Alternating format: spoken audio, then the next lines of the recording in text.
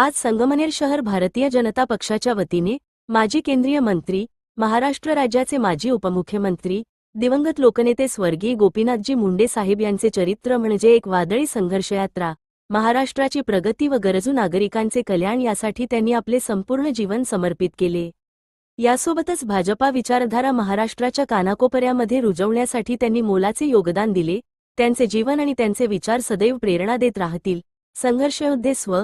गोपीनाथजी मुंडे साहेब यांच्या पुण्यस्मृतींस विनम्र अभिवादन करून त्याच्या प्रतिमेस संगमनेर भारतीय जनता पार्टी कार्यालयात पुष्पहार अर्पण करण्यात आले। यावेळेस संगमनेर भारतीय जनता पार्टीचे शहराध्यक्ष सौ. पायलताई ताजणे व पदाधिकारी तसेच कार्यकर्ते उपस्थित होते।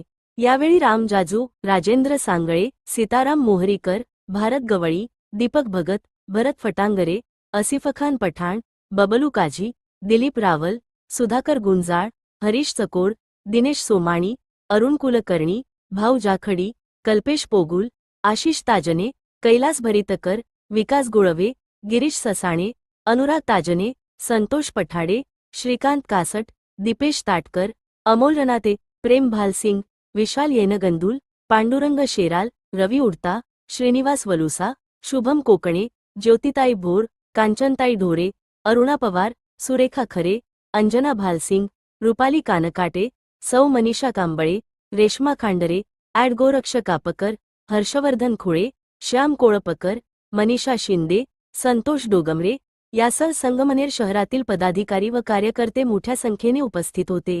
अमर रहे